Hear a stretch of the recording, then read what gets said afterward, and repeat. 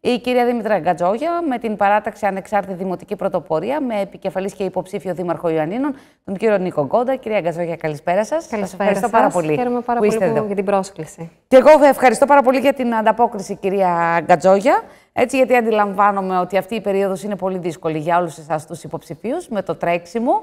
Έτσι, όλο αυτό το χρονικό διάστημα. Λίγο δύναμη και λίγο υπομονή για το υπόλοιπο της προεκλογικής περίοδου. Έτσι, απομένει ούτως ή άλλως μία εβδομάδα για να πέσει αυτή η αυλαία. Έχουμε φτάσει πλέον στην τελική ευθεία της προεκλογικής περίοδου, αλλά πολύ κρίσιμη η τελική ευθεία. Πολύ κρίσιμη σίγουρα, κυρία Γκατζόγια, και θέλω να ξεκινήσουμε έτσι με εσάς, με την δική σας υποψηφιότητα, γιατί ήσασταν υποψήφια και το 2014 με την ίδια παράταξη, με την παράταξη Ανεξάρτητη Δημοτική Πρωτοπορία. Το 2019 κάνατε έτσι μία παύση για οικογενειακούς κυρίως λόγους και τις οικογενειακές υποχρεώσεις. Όπως έγινα μαμά για δεύτερη φορά. Έτσι, οι μαμάδες. Και επανέρχεστε το 2023 ως υποψήφια και πάλι στο πλευρό και πάλι του Νίκου Γκόντα. Σταθερή σας βλέπω σε ό,τι αφορά την παράταξη. Είμαι σταθερή, γιατί είναι γι' αυτό μια σταθερή αξία. Ως υποψήφιος δήμαρχος και ως δήμαρχος που διατέλεσε 2 πετυχημένες τετραετίες.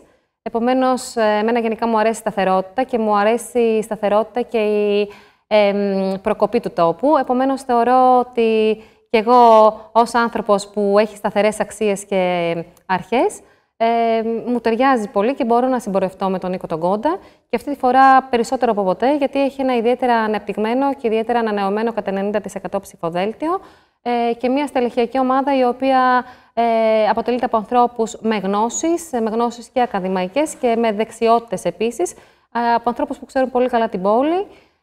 Και πόσο μάλλον με επικεφαλής τον Νίκο τον Γκόντα, που άφησε μια πετυχημένη 8ετία στην πόλη, καθώς η πόλη μας μέχρι το 2010 έτρεχε με ηλικιώδη ταχύτητα ανάπτυξης. Θεωρώ ότι μπορεί να βάλει πάλι την πόλη μας στο βάθρο εκείνο που της αξίζει, έτσι ώστε με την ολοκλήρωση της επόμενης πενταετίας, αν ο κόσμος για ακόμα μία φορά μας εμπιστευτεί και τον εμπιστευτεί, θα μπορέσει να ανεβάσει την πόλη στο βάθρο και να τη συνεχίσει από εκεί που την είχε αφήσει. Κυρία Γκατζόγια, σίγουρα όπως αναφέρατε, είναι πολλοί αυτοί που λένε ότι η δημαρχιακή θητεία του Νίκου Γκόντα ήταν μία από τις επιτυχημένες. Σίγουρα έγιναν πάρα πολλά έργα. Βέβαια ήταν διαφορετικά και τα οικονομικά δεδομένα, γιατί μεσολάβησε από εκεί και στη συνέχεια υπήρξε και αυτό το διάστημα της οικονομικής κρίσης που φρέναρε πάρα πολλά πράγματα. Ο ίδιος εμένει να θέτει εκ νέου υποψηφιότητα, δηλαδή παρά το γεγονός ότι μεσολάβησαν εκλογικές αναμετρήσεις που δεν κατάφερε να εκλεγεί, συνεχίζει να δίνει αυτόν τον αγώνα για να επιστρέψει στην διοίκηση του Δήμου Ιωαννιτών, ακριβώς γιατί θέλει να αλλάξει κάποια πράγματα. Θέλει, όπως αναφέρει και στο τηλεοπτικό σποτάκι, έτσι, να ξεκινήσουμε και πάλι την ηλικιώδη ανάπτυξη που έχει η πόλη μέχρι το 2010.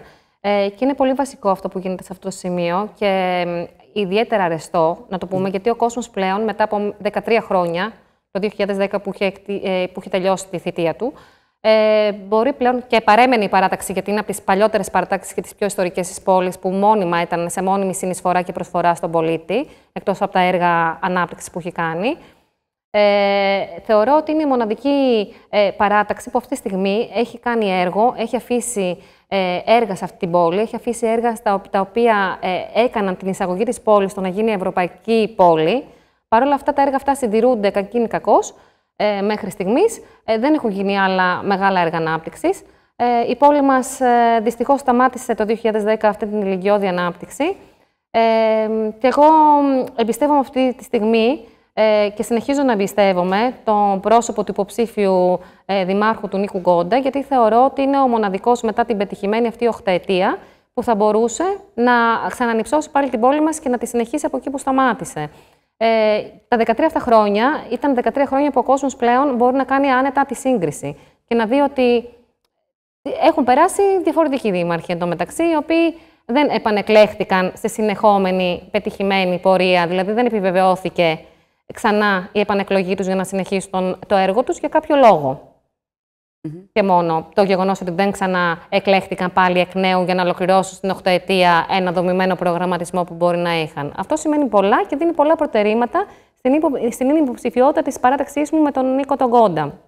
Και να πούμε και αυτό σε αυτό το σημείο ότι ο κύριος Γκόντας δεν είχε κανένα όφελος να ξαναβάλει σε αυτή τη φάση, αλλά θεώρησε ηθική του υποχρέωση και υποχρέωση απέναντι στην πόλη ότι πρέπει να ολοκληρώσει και να αφήσει μια ολοκληρωμένη παρακαταθήκη με βάση τον προγραμματισμό έργων καθημερινής ζωής και μεγάλων έργων ανάπτυξης που έχει στο μυαλό του. Και ποιος άλλος, να ρωτήσω κι εγώ, θα μπορούσε να φέρει σε πέρας ένα τόσο μεγάλο επίβολο και μεγαλόπνο έργο? Ποιος άλλος? Η απάντηση είναι πολύ σαφής. Είναι μόνο ο κύριος Νίκος Γκόντας. Δεν έχει άλλον ανταγωνιστή σε αυτή τη φάση. Θεωρώ ότι το μόνο ανταγωνιστή που έχει είναι ο εαυτός του από την προηγούμενη πετυχημένη 8ετία συνεχόμενη που είχε κάνει.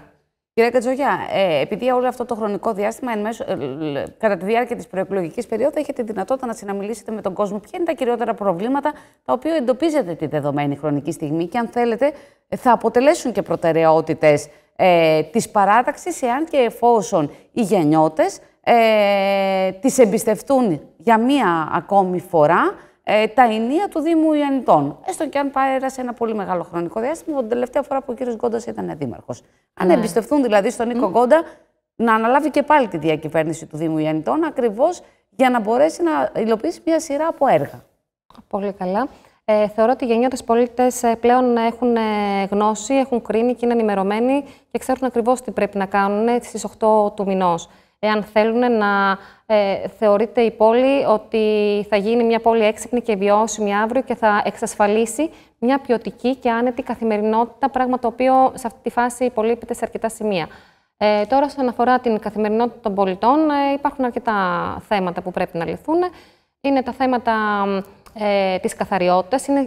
Με βάση μια δημοσκόπηση που έχει γίνει, το πρωτεύον ζήτημα είναι η καθαριότητα που απασχολεί τους πολίτες. Θεωρούν ότι ζουν σε μια πόλη αρκετά περιποίητη ή, αλλιώς να το πω πιο τραχιά, βρώμικη πόλη. Με υπερχιλίζοντες κάδους παντού και με εστίες μόλυνσης. Αυτός είναι ο προβληματισμός τους. Επομένως, εμείς θα ξεκινήσουμε από το πρώτο κατά προτεραιότητα πρόβλημα, που είναι η καθαριότητα του Δήμου μας. Να υπενθυμίσω λιγάκι ότι σε αυτό το σημείο, μιας και μιλάμε για την καθαριότητα, το 2010 η πόλη μας ήταν η πιο καθαρή και είχε βραβευτεί πανευρωπαϊκώς από την Κομισιόν εξαιτίας των πολιτικών και των δράσεων που αφορούν την καθαριότητα που είχε εφαρμόσει ο κύριος Γκόντας. Μέσα σε αυτά τα 13 χρόνια η πόλη έχασε τη λάμψη της και την ελκυστικότητά της. Δεν θεωρείται μια πόλη καθαρή. Γι' αυτό το λόγο και οι πολίτες θεωρούν ότι είναι το πρωτεύον πρόβλημα που πρέπει να λυθεί σε αυτή τη φάση. Πρέπει στην ουσία να γίνει ένας επανασχεδιασμός όσον αφορά τη διαχείριση των απορριμμάτων από την αρχή. Πρέπει να επεκταθεί και να γίνει επέκταση και αναβάθμιση των υπόγειων κάδων.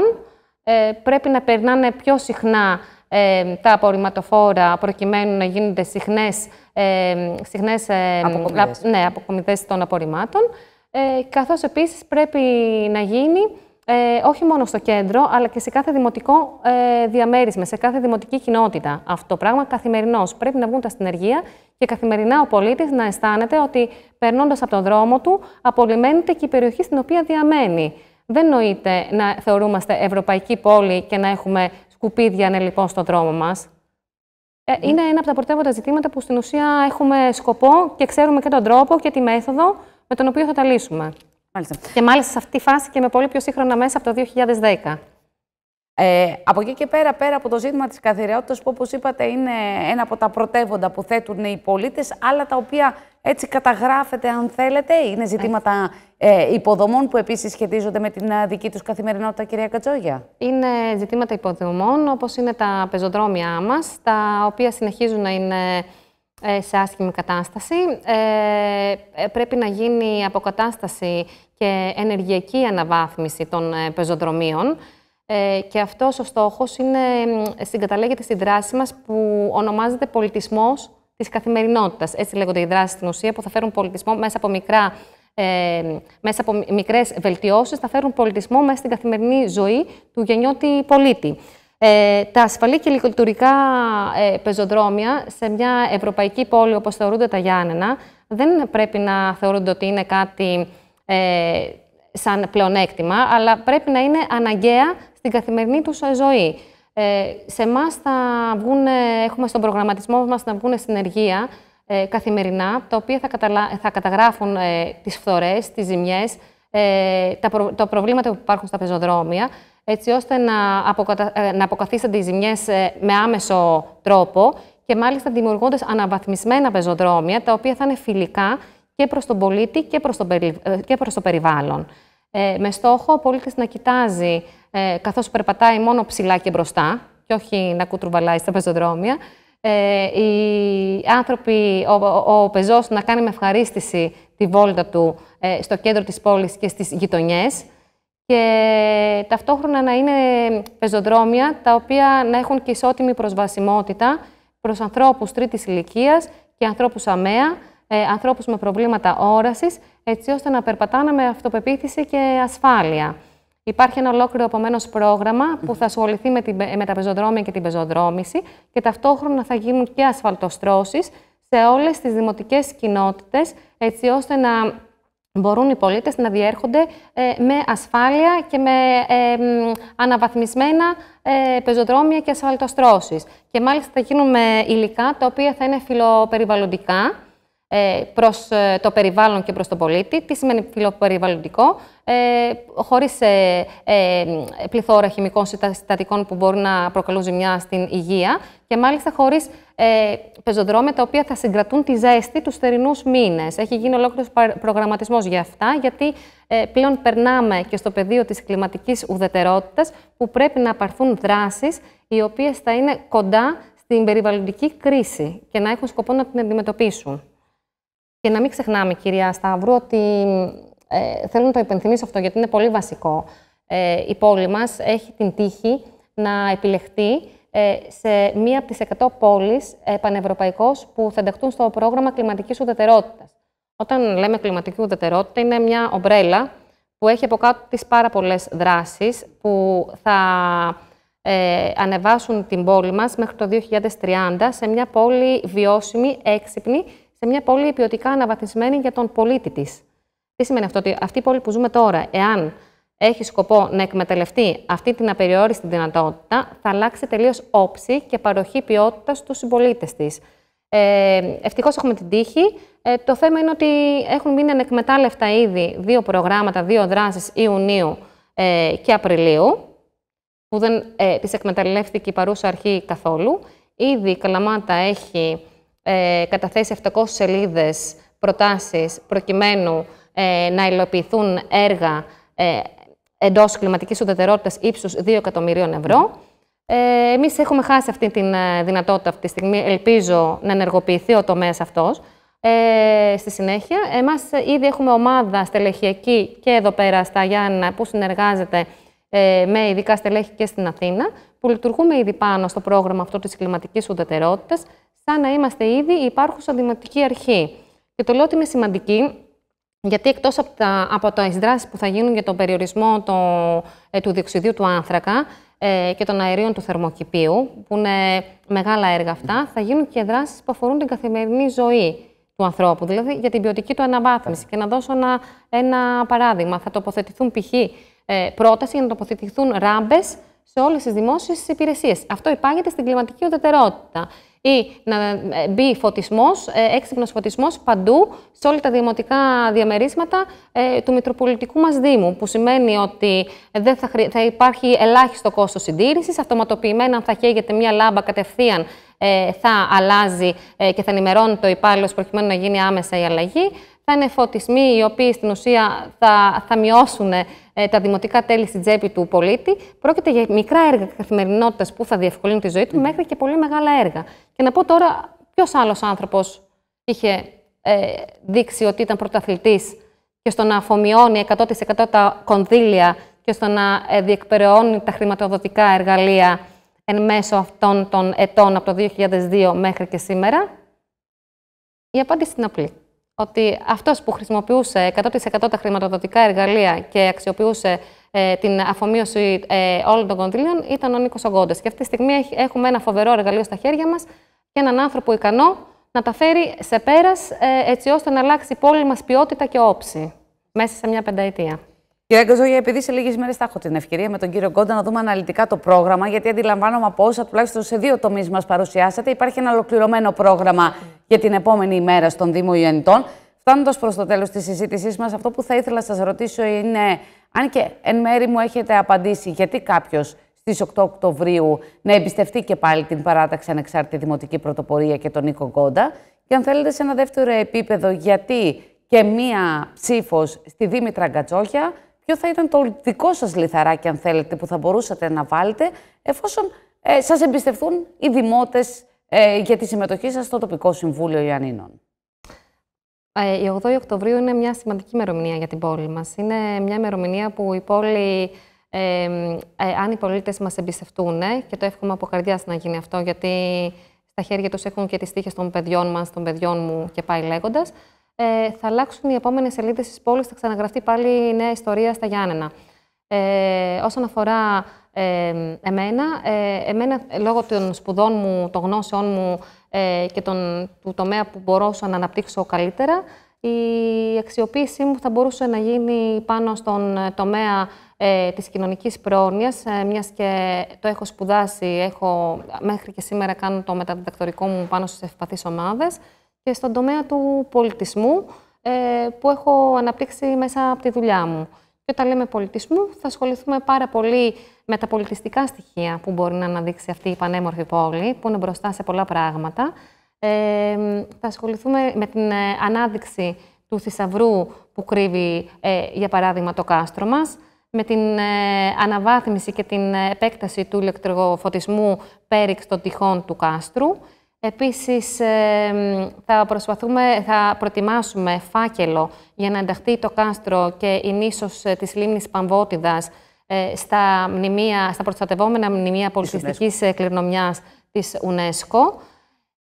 Επίσης, έχουμε στόχο, όσον αφορά τον πολιτισμό, πλέον να μπουν και οι καλλιτέχνες στο βάθρο που τους αξίζει. Έχουμε σκοπό να μεταφέρουμε την πινακοθήκη σε κεντρικό σημείο στην πόλη και να γίνει κοντά και στη Δημοτική Βιβλιοθήκη και η Δημοτική Πινακοθήκη, σε έναν πλήρως αναβαθμισμένο και σύγχρονο και καλλιτεχνικό χώρο, έτσι ώστε να μπουν οι καλλιτέχνες και να πάρουν αυτό που τους αξίζει, αλλά και να φιλοξενούνται μεγάλες εκθέσεις στην πόλη μας.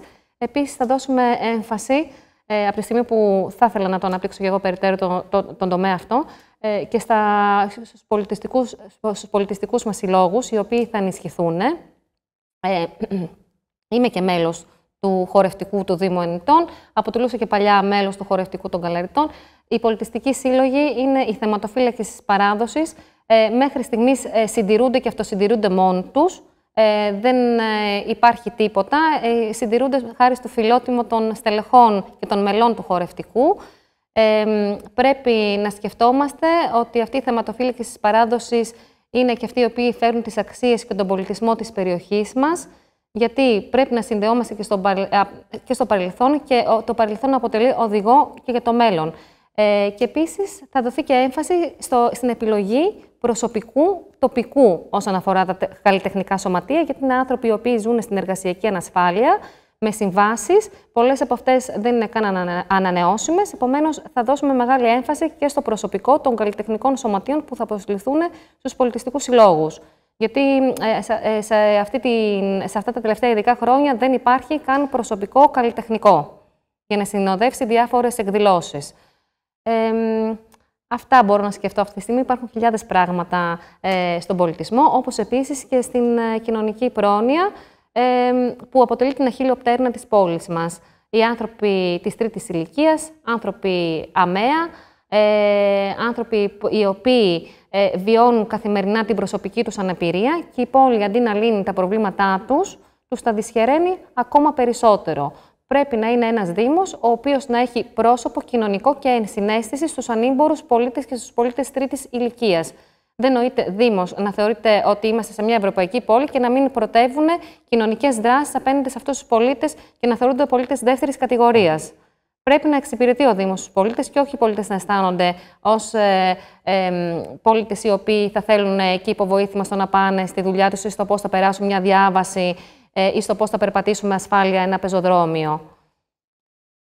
Οπότε με αυτό ως δεδομένο κάνετε την απεύθυνσή σας. Με αυτό ως δεδομένο, λοιπόν, ναι, για να κλείσουμε κιόλας, η 8η του μηνός είναι μια κρίσιμη μέρα για την επόμενη σελίδα του Δήμου μας. Θεωρώ ότι αν ο Γιαννιώτης με το καλό εμπιστευτεί την παράταξή μου και μας τιμήσει με την ψήφο του, η ψήφος αυτή θα γυρίσει πίσω του στο διπλάσιο. Η πόλη μας θα γεμίσει με νέους και ικανούς ανθρώπους στην διοίκηση που θα προσπαθήσουν το μέγιστο και όχι το ελάχιστο και θα ήθελα να μου δώσει τη δυνατότητα ένας από αυτούς τους νέους ανθρώπους και τους ανθρώπους που θα θέλουν να προσφέρουν στον τόπο που αγαπούν και που ζουν και που μεγαλώνουν την οικογένειά τους, να είμαι κι εγώ, να αποτελέσω κι εγώ ένα γρανάζι σε αυτό το σύστημα, έτσι ώστε μετά από 5 χρόνια να κοιτάζω πίσω μια πόλη πολύ διαφορετική, μια πόλη με καινούργια όψη και μια πόλη ασφαλή, σύγχρονη, βιώσιμη, έξυπνη για μας και για την επόμενη γενιά που έρχεται από πίσω. Κυρία Γκατζόγια, θέλω να σας ευχαριστήσω πάρα πολύ για τη δυνατότητα να συνομιλήσουμε. Καλή επιτυχία να ευχηθώ και πάλι. Να είστε καλά, ευχαριστώ πολύ.